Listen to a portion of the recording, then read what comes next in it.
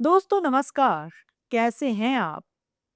हर जगह के कुछ किस्से और कहानियाँ होती हैं। वहाँ की कुछ मान्यताएँ और रीति-रिवाज़ होते हैं।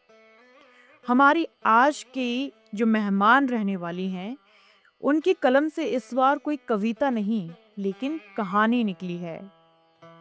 आज वो हमें सुनाएँगी हिमाचल प्रदेश के जिला चंबा के मोहा गाँव की कहानी। कि मैं अपने गाँव के बारे में कुछ रोचक किस्से बताने वाली हूँ, जो मुझे भी बहुत अच्छे लगे थे। मतलब इन्हें खुद को बहुत रोचक लगे और ये बहुत क्यूरियस हैं कि वो जनता तक भी अपनी उन बातों को पहुँचाएँ। वो हमें अवगत कराएँगी उस गाँव की अनूठी मान्यताओं से। इस मंदिर में महिलाओं का लाल कपड़े पहनना वर्जित है। हमारे यहाँ जब कोई शादी होती है तो गाँव से डोली नहीं उठती। साथ ही हमें वो बताएँगी इन मान्यताओं पर विश्वास के कारण और भी अन्य रोचक बातें। तो चलिए शुरू करते हैं ये कहानी हमारी आज की मेहमान मिस बबीता ठाकुर की जुबानी।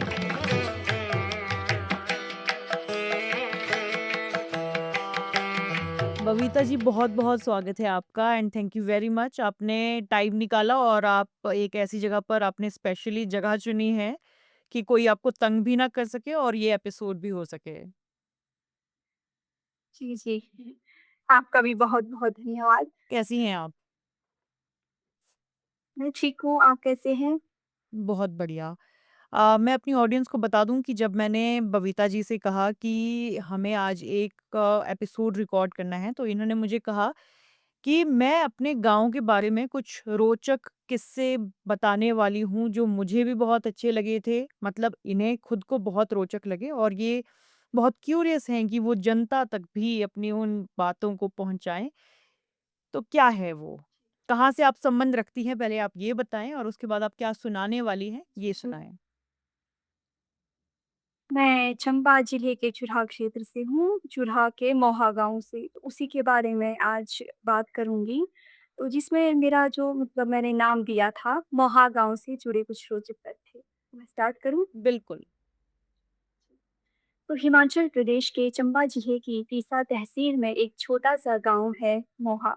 खूबसूरत पहाड़ों से घिरा मोहा गांव मेरी जन्मभूमि है। मोहा गांव की खूबसूरत पहाड़ियों से लाहौल स्पीति जाने के लिए रास्ता भी है। अक्सर गर्मियों में मौसम में गद्दी जनजाति के लोग इसी रास्ते से पैदल यात्रा करके लाहौल स्पीति जाते हैं। हालांकि आज भी ऐसा ही होता है, पैदल लोग जाते हैं। साथ ही तीसा निवासी भी लाहौल स्पीति जाने के लिए इसी मार्ग का प्रयोग करते हैं। हर क्षेत्र की अपनी कुछ मान्यताएं, कुछ परंपराएं होती हैं। इन्हीं मान्यताओं के अनुसार जनजीवन चलता है। हिमाचल प्रदेश देवभूमि के नाम से विख्यात है। यहाँ स्थान स्थान पर देवताओं का वास है और हमारा चंबा जिला भी शिव भूमि कहलाता है। मेरे गांव में भी नाग देवता का एक प्राचीन मंदिर है। चारों ओर देवदार के पेड़ों से घिरे इस मंदिर की खूबसूरती देखते ही बनती है। इस मंदिर से जुड़ी कुछ अनोखी बातें हैं जिन पर मैं प्रकाश डालना चाहूंगी। इस मंदिर में महिलाओं का लाल कपड़े पहनना वर्जित है। हमारे यहाँ जब कोई शादी होती है, तो गाँव से डोली नहीं उठती। मतलब गाँव से थोड़ी देर एक तिहरी नामक स्थान है, वहीं से ही डोली उठाई जाती है।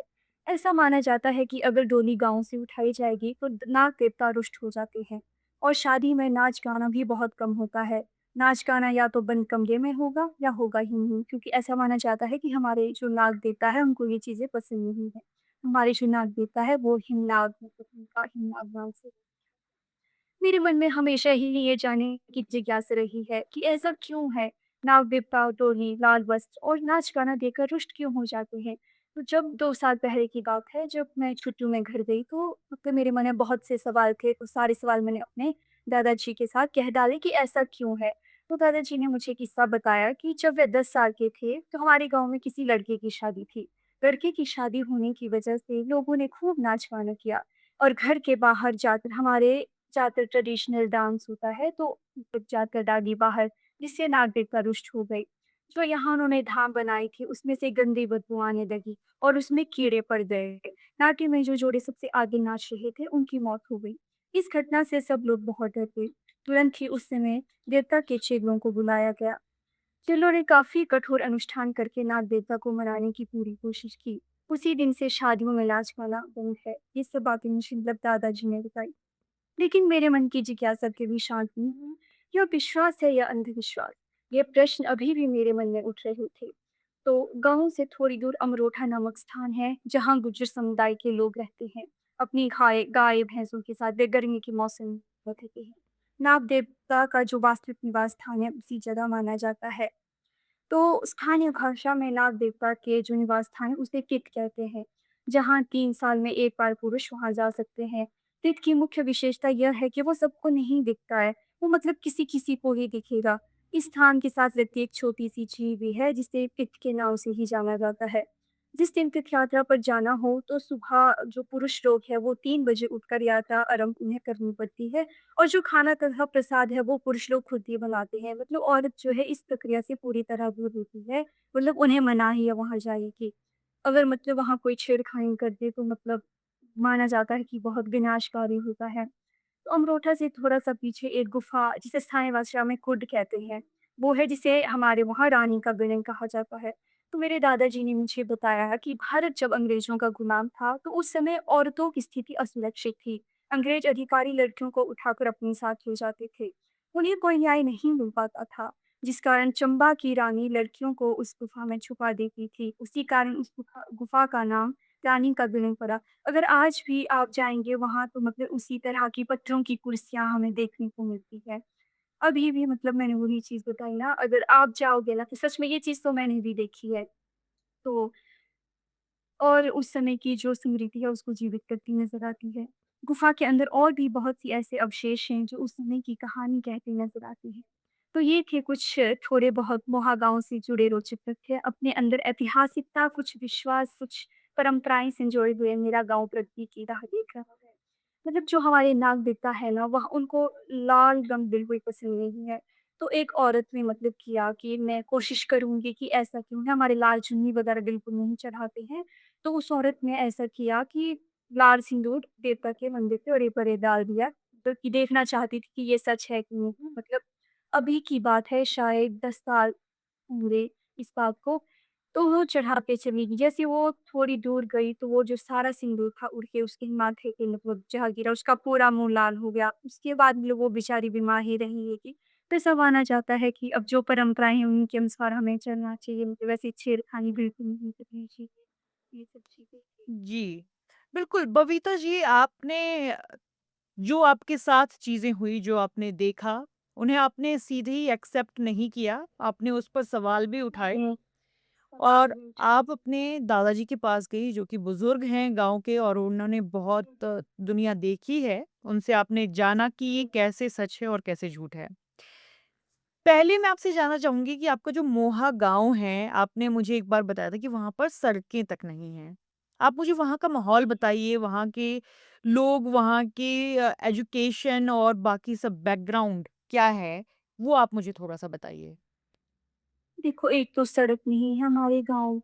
बाकी अगर खूबसूरती की बात करें तो हमारा गाँव बहुत ज़्यादा खूबसूरत है। मतलब अब क्या ही बताऊँ? और मैं एक और चीज़ बताना चाहूँगी कि हमारे गाँव में अभी भी राक्षस जो वंश राक्षस के वंशज हैं, वो अभी तक भी हमारे गाँव में हैं और वे एक्सेप्ट करते हैं कि हम हैं, मतलब ऐसे नहीं कि नहीं है, वो मानते हैं। और मतलब वहाँ के लोग बहुत अच्छे हैं और एजुकेशन भी मैक्सिमम बच्चे बाहर पढ़ रहे हैं, मतलब जितने भी बच्चे हैं, मतलब सब बहुत अच्छे उसमें हैं। तो लाल रंग के जो कपड़े हैं वो गाँव में नहीं पहने जाते, लेकिन जब आप लोग बाहर आते हैं अपने गाँव से पढ़ाई-लिखाई के लिए या फिर कहीं बाहर जाते हैं, तो आप फिर भी लाल रंग नहीं पहनते हैं? नहीं, नहीं, बाहर तो पहनते हैं। बस कुछ सीमा है ना, मतलब वहाँ जैसे देहरी नामक स्थान है मतलब उसके आगे हम पहन सकते हैं, उसके आगे तो दुल्हन की डोली भी उठती है, पर वहाँ तक नहीं। शादियों में बस कौन-सी रंग दुल्हन पहनती है? लाल जोड़ा ही पहनती है, पर नाक देवता का जैसे नहीं होता है कि उनकी तरफ व्हाइट कपड़ा रखा जाता है, जब दुल्हन बाहर निकले तो मतलब व्हाइट कपड़ा ही रखा जाता है, ऐसे नहीं जाती वो मतलब बाहर। और नाच-गाना जैसे आम दिनों में हम कभी बर्थडे सेलिब्रेट करें या फिर कोई और ओकेज़न हो तो घर के बाहर बिल्कुल नहीं। नहीं, नहीं, बस अंदर ही। शादियों में भी बिल्कुल, डीजे तो बिल्कुल लगता ही नहीं। तो इसका मतलब है कि बिल्कुल शांति प्रिय जगह है वो। जी, जी, क्या आपने कभी शासन है। क्या आपने कभी ये जानने की कोशिश की है कि वो जो नाग देवता हैं आपके, उन्हें औरतें क्यों नहीं पसंद हैं?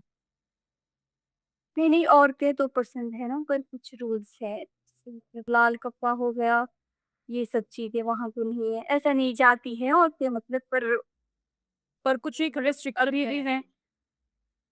कुछ जी, एक जी। हाँ, कुछ एक रिस्ट्रिक्शंस हैं कि लाल कपड़ा आप नहीं पहनेंगी। जी। जी। हाँ जी, हाँ तो जी। अभी देखिए समय बदल रहा है ना? लोगों हुँ, की हुँ। सोच भी बदल रही है। आपने कहा कि बहुत ही डिसिप्लिन के साथ लोग चलते हैं और हमारा हिमाचल ऐसा है कि जहाँ पर देवी-देवताओं को सर्वोपरि माना जाता है, उनके निर्देशों को सबसे आगे रखा जाता है। लेकिन क्या ये बदलते समय के साथ आपके गाँव में बदल रहा है कि हम ना कन्वीनियंस के हिसाब से काम करते हैं हम इंसान। जहाँ पर रूल्स ब्रेक करने की बारी आती है तो वहाँ पर हम लोग कुछ ना कुछ बहाना निकाल देते हैं। कुछ ऐसा भी कभी हुआ है? नहीं, बिल्कुल रूल्स के साथ चलते हैं तो मतलब बहुत आस्था है भगवान के प्रति, और मैं भी बहुत मानती नहीं कि मानते हैं। चाहे मतलब जितना भी हो तुम बहुत मान। जी।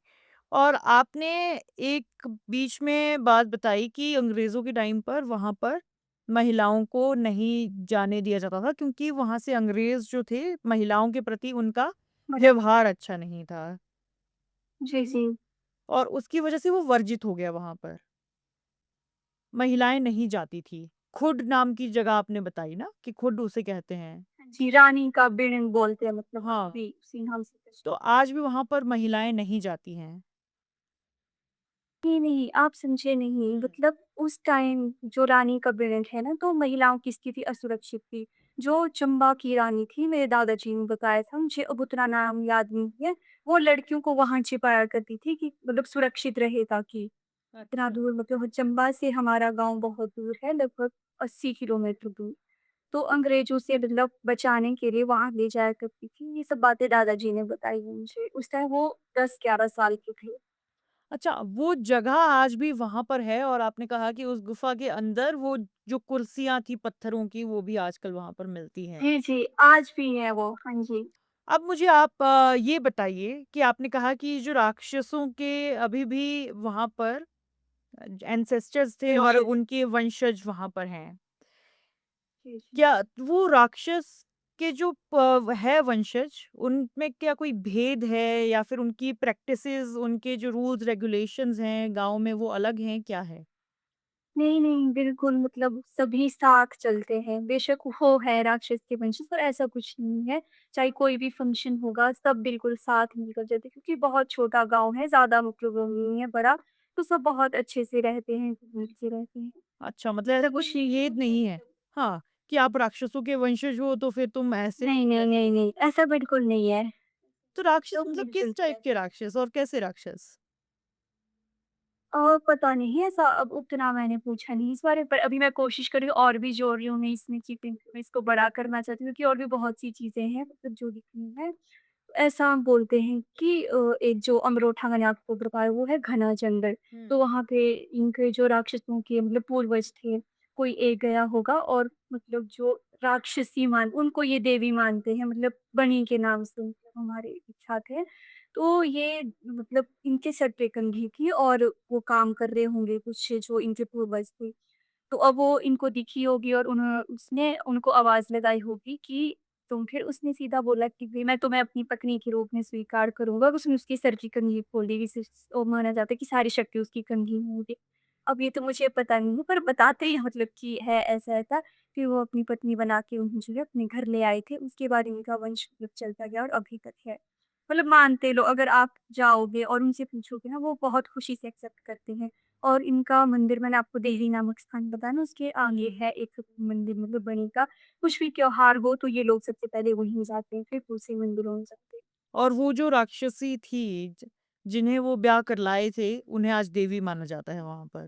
देवी माना जाता है, वो उन्हें अपनी देवी मानते हैं, मतलब सबसे पहले वहीं वो जाते हैं, उसी मंदिर में जाते हैं। हुँ। कुछ तो रहा होगा जो कि उन्हें देवी का रूप मिला क्योंकि एक राक्षसी हमारे मनाली में है माता हिडिंबा जो कि राक्षसी ही हैं, लेकिन वो अच्छा। राक्षसी देवी हैं और वो आज जी, हमारी वैसे ही। रक्षा करती हैं, है ना? तो मुझे जी, बहुत जी। खुशी हुई कि आपने हमारे साथ ये सब बातें साझा की Babita, thank you very much और मुझे पूरी उम्मीद है कि आप अपनी इस जिज्ञासा को खत्म नहीं होने देंगी। आपको जी। जितनी भी जानकारी मिलेगी आप उसे लिखती रहेंगी और आने वाले समय में हम एक और एपिसोड करेंगे जहाँ पर हम ऐसे ही किस्से कहानियाँ और भी इंटरेस्टिंग बातें सुनेंगे। जी, जी। आपका भी बहुत-बहुत धन्यवाद। साथियों सिर्फ हिमाचल में ही नहीं, भारत में ही नहीं, विश्व भर में ऐसे बहुत से स्थान हैं जिनके बारे में हम कुछ भी नहीं जानते हैं। वहाँ के लोग, वहाँ की परंपराएं, वहाँ की संस्कृति, रीति रिवाज, इनके बारे में आज भी हमें जानने की उत्सुकता रहती है।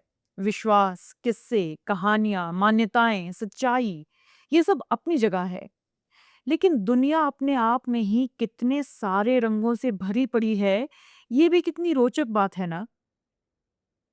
इस पूरे एपिसोड के दौरान अगर मेरे मुंह से कुछ गलत निकला हो, तो मैं आपसे माफ़ी चाहूँगी। आप इस विषय पर क्या सोचते हैं, हमें कमेंट सेक्शन में ज़रूर बताइएगा। हम मिलेंगे आपसे अपने अगले एपिसोड में। खुश रहिए, आबाद रहिए, आगे बढ़ते जाइए। Okay, bye.